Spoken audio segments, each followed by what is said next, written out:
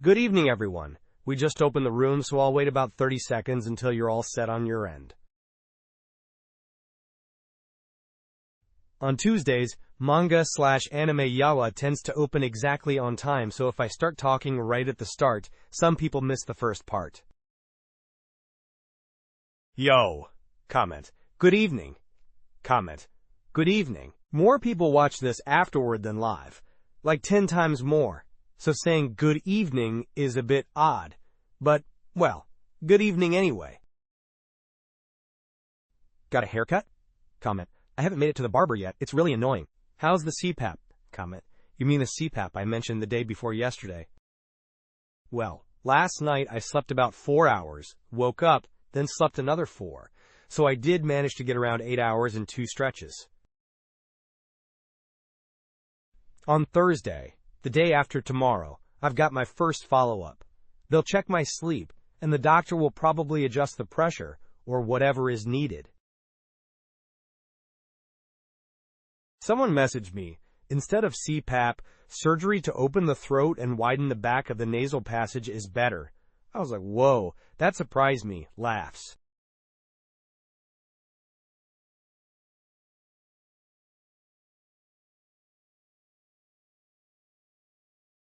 The app sends a live start alert, so keep quiet for a minute.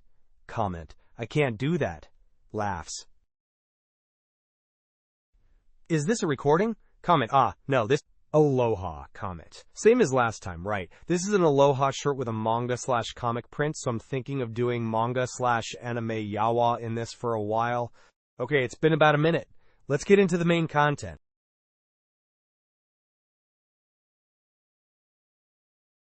This is Okada Toshio's manga/anime yawa, and we're already on session 7 of the Mobile Suit Gundam lecture. It's session 7, but today is part 1 of episode 3, Attack the Enemy Supply Ship. Laughs. Explaining an episode in just 30 minutes is impossible, so from here on, most episodes will take an hour, maybe an hour and a half each.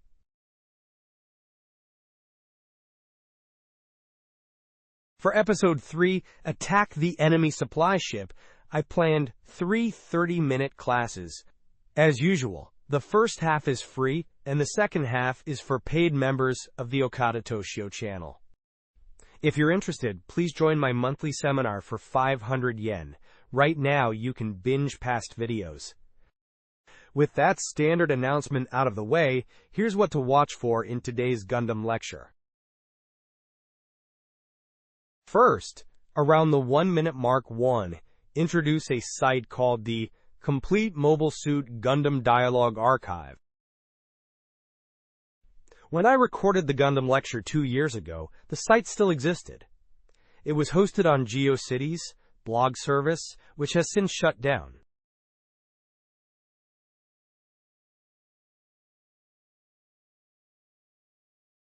So I looked for an alternative blog. Can we bring up the link? Thanks. Please take a look at this one instead. Also, about 11 minutes into today's lecture, there's a section on the centrifugal gravity block.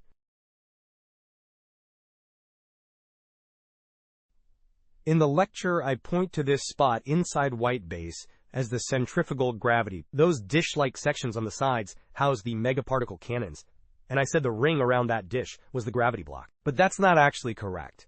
In current official specs, white base has 2 centrifugal gravity blocks in the middle of the main hull that spin to create gravity.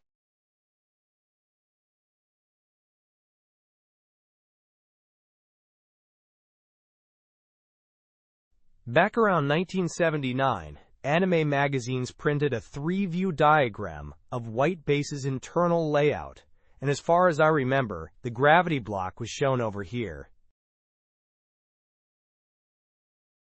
Why does that matter? Because with the diameter of what is now labeled the gravity block, you actually couldn't generate usable centrifugal gravity there.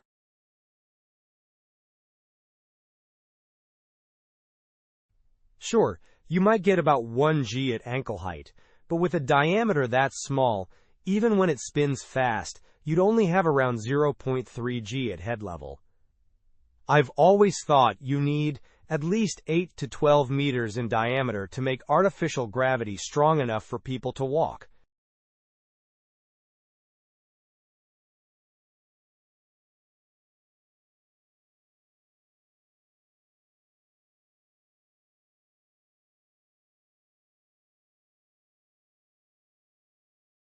In the 3-view diagrams I saw back then, what were those magazines? Animec or the Anime, I think. It was definitely placed over here, so that's a mistake on my part.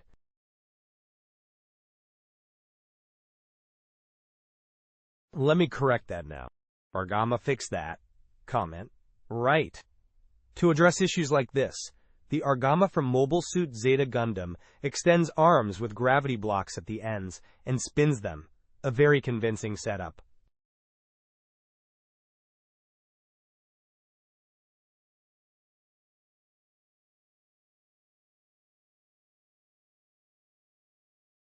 Okay, that's enough preface.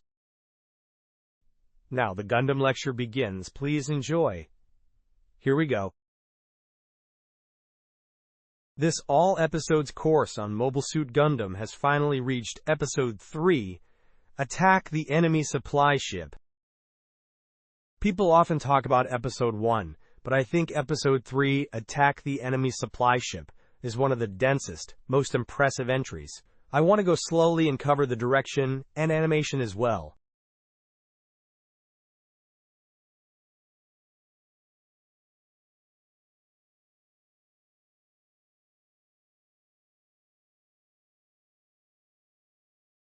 On my blog dated February 20th, I also linked, as reference, a site called Complete Mobile Suit Gundam Dialogue.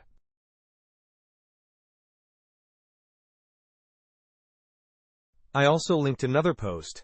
I rewatched Episode 3, Attack the Enemy Supply Ship, and it's still amazing. Here's a detailed breakdown. Both are fan-run sites. The Complete Dialogue site is incredible. The author watched every episode on DVD and transcribed all the lines by ear. It's an amazing resource for studying Gundam, so please check it out.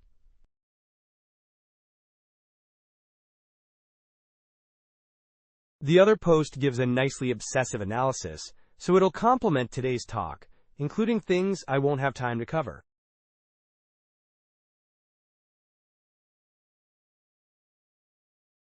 Alright, let's go. Episode 3, Attack the Enemy Supply Ship. This episode digs into the characters, specifically the difference between two captains, Bright and Char, in standing and ability to command people. Bright is essentially acting captain, but still.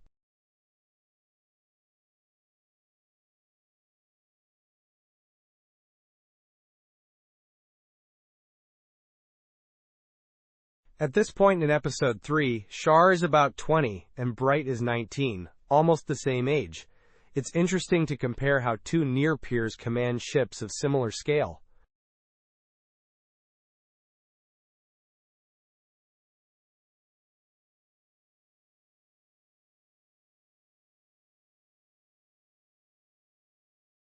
Episodes 1 and 2 followed Amuro closely, but from Episode 3 on, more viewpoints start to mix in.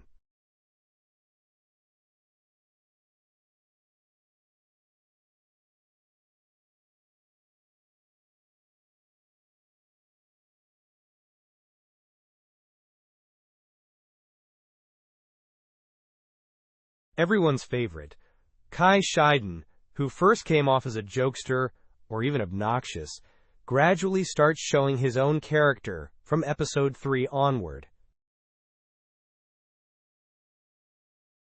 And Fraw Bow, who was just Amuro's childhood friend and girlfriend-type presence in Episodes 1 and 2, slowly establishes a role for herself aboard the ship.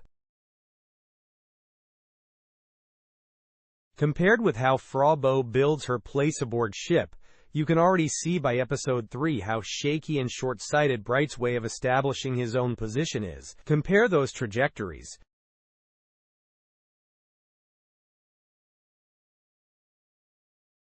Sorry, should have used hair wax today. I forgot. I'll get a haircut this week, so by the next stream it should be under control. Let's start from the opening scene. White base drifting near Luna 2.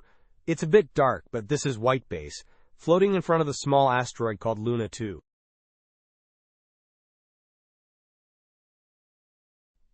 Luna 2 is called a small asteroid, but it's actually huge. The Earth Federation forces have a forward base on the far side of it. What does it mean that the Federation's forward base is on Luna 2? The narration says, Luna 2, an asteroid towed into lunar orbit to obtain minerals for space colony construction. Imagine Earth's satellite orbit here, Earth is here, and here's the Moon.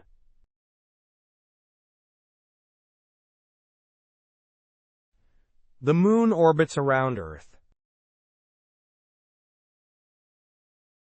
We call that revolution, but the center of revolution isn't exactly Earth's center.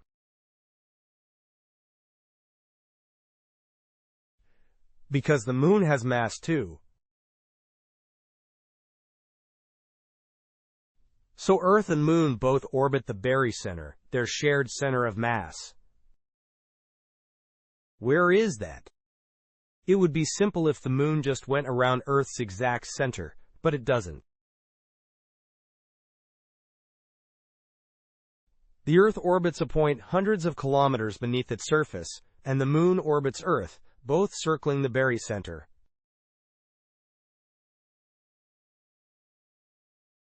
From Earth, Luna 2 lies on the opposite side of the Moon. With a big satellite like the Moon, there are Lagrange points, places where gravity and orbital motion balance out, and orbits are stable.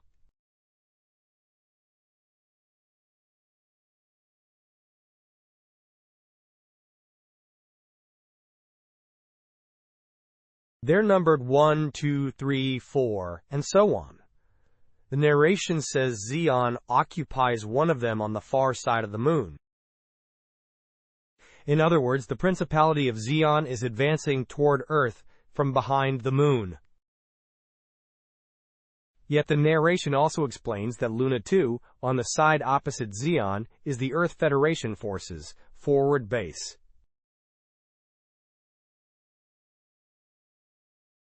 That tells you how strong Zeon is at this point, how much they dominate space. The Federation's remaining strength is basically on Earth itself and at Luna 2 on the far side of the Moon. Every other colony is either neutral, has sided with Zeon, or has been dropped onto Earth. So this is the only forward base. How scary is that? From this alone, you can see how cornered the Federation is by Zeon. That's the explanation of Luna 2. Since Zeon is behind the Moon, as the Moon orbits Earth, Zeon circles along with it on the far side. And Luna 2 on the opposite side is the Federation's forward base. This shows how desperate the Federation's situation is.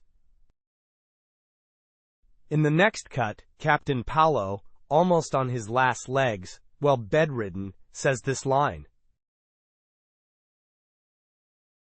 As soon as you contact Luna 2, get permission to dock in my name. After that, leave it to Commandant Joaquin. And then he trails off. Ugh. What does get permission to dock in my name mean? He's telling them to pretend Captain Paolo is still on the bridge, performing his duties as captain. On any ship, civilian or military, the captain has absolute authority. If the captain is incapacitated, command must be formally transferred to the XO, or another officer, or the warship can't legally operate as such.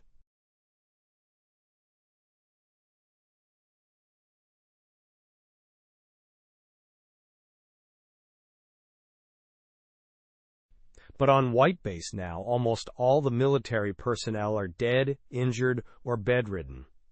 So Bright is running the ship as acting captain.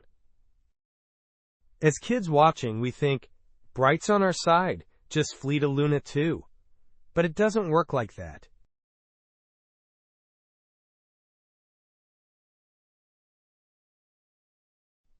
Luna 2 is a forward military base, like a JSDF or US base in Okinawa. If a cadet like Bright shows up in command of a warship, they'll treat it as a refugee ship. And if refugees seize a warship and try to enter a frontline base, that's 100% suspicious. Like, spies for sure. Laughs. So the moment Bright appears on the bridge and says, "Captain Paolo transferred authority to me. The captain is currently bedridden," Luna 2 would likely judge White Base to be a refugee ship. Not only would docking be denied, they'd hold the ship in space and subject it to inspection.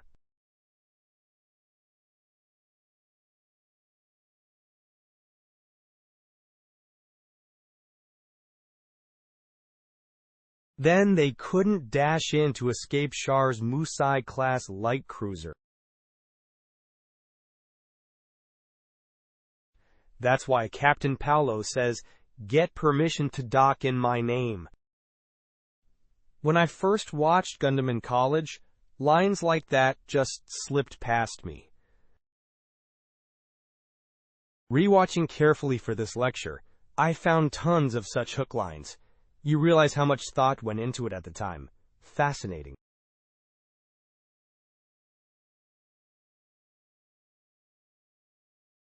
Alright, next scene.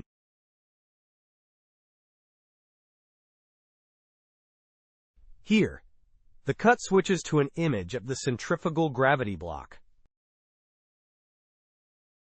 After receiving Paolo's orders, Bright says, "Understood," and leaves the infirmary. The next cut connects to Fraw Bow and the kids carrying food into a room.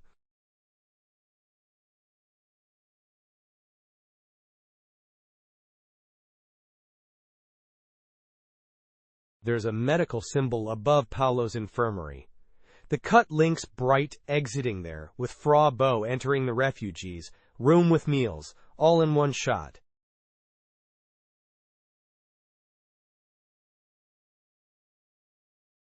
It's a classic connecting shot. Focus on the floor here. The deck rises toward the back.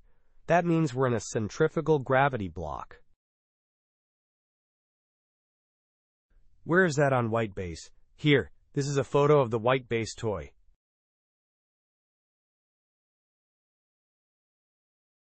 White Base is huge, about 250 meters. These dish-like sections on the sides have a mega particle cannon centered in them.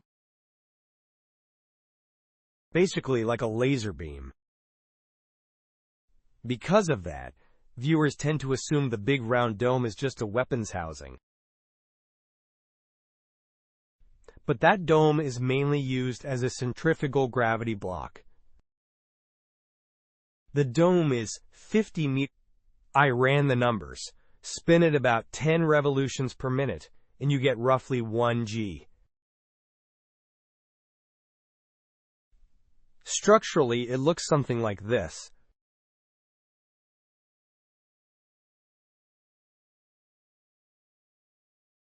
So that side disk on White Base spins at 10 RPM, one turn every 6 seconds, to generate artificial gravity. That's why the deck slopes upward toward the rear like this. In Gundam generally, zero-gravity environments are depicted with real care. Because zero-G is handled properly, when the story needs people to walk normally, they show rooms that use centrifugal force to create pseudo-gravity. Patients like Captain Paolo absolutely need gravity. Even an IV drip relies on gravity to flow into the body. Medical procedures become much harder in zero-G. So they create gravity sections and put unaccustomed refugees and patients like Paolo there. Career military and trained personnel can handle zero-G, so on White Base they're up on the bridge.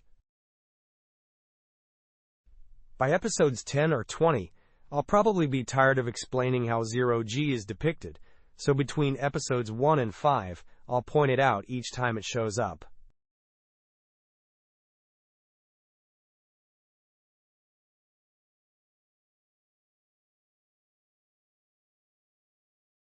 One groundbreaking thing about Gundam is how clearly it distinguishes gravity and zero gravity.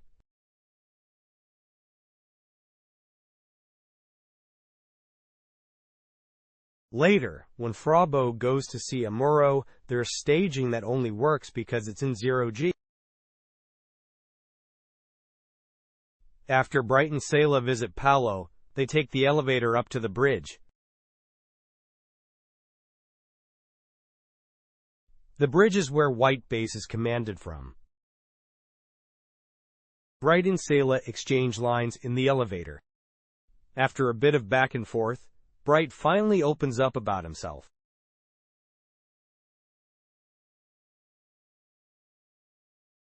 Bright: I've been to space. Sayla: Bright: Sayla: So you're an elite then? Coolly. Bright: Are you being sarcastic? Annoyed. Sayla: You can't afford to show weakness, Mr. Bright. Fans often joke, Bright starts hitting on her already at this scene.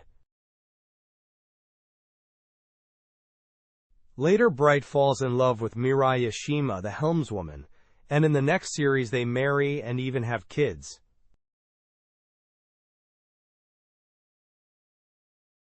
So people say, at this point, instead of the plain, slightly cheeky, slightly chubby Mirai, his eyes were on the slim, blonde beauty, Sayla. Which, is normal for a guy. Okay, that's the end of the free half. How was it? I make excuses about my hair every time, don't I? I did it again today. Laughs.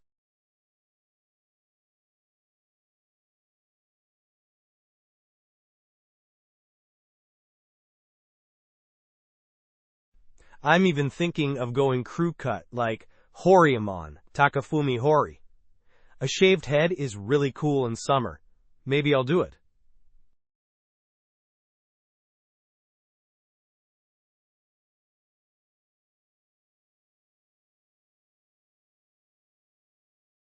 But I had a buzz cut and crew cut in junior high, and it looked scary. I've got a rough face, so unless I keep it a bit messy like this, I look way too intimidating.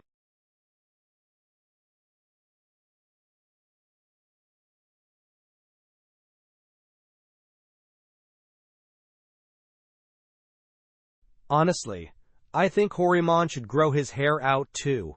He also looks tough. A tough-looking guy with a shaved head is the end. Near the end, I used the term bridge. I said, this is the elevator up to the bridge. The bridge is basically White Base's command room. Explanations like that are tedious if you already know. But when you're speaking to tens of thousands, people's knowledge levels vary wildly.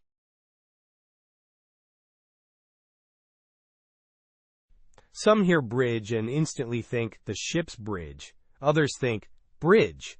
Why is there a bridge? Some even know the sailing ship trivia about yards stretched like a bridge. The audience ranges widely.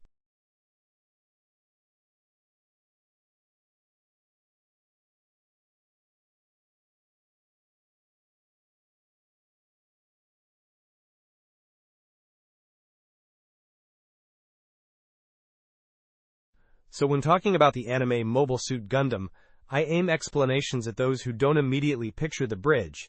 That's why it sounds a bit long-winded.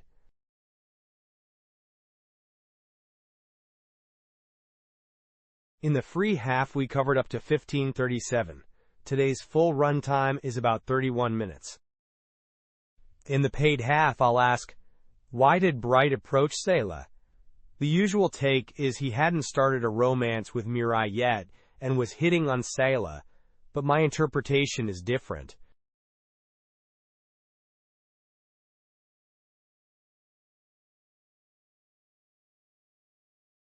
I'll argue it was Bright's strategy. Then we cut to Char on the bridge of the Zeon Musai, in a call with Dozlazabi.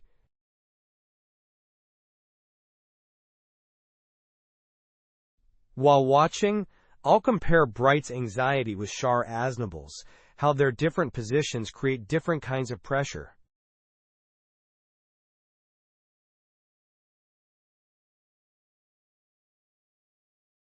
But the real crux of Session 7 starts around the 23-minute mark. Fraw Bow brings food to Amuro as he's servicing the Gundam, and I'll break down that sequence, shot by shot. You won't grasp the brilliance otherwise.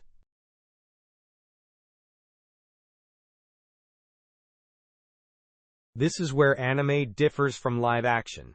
In animation, performance is created by shot choices, where to cut and what composition to use. Marvel does this now in live-action films.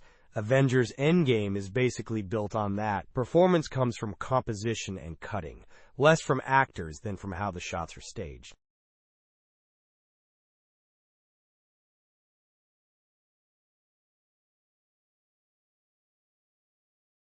Marvel is finally doing it. 40 years later, they've caught up to Tomino's anime, I think. So please watch the members-only half if you can. Alright, ready to switch to the paid stream? Please switch over now.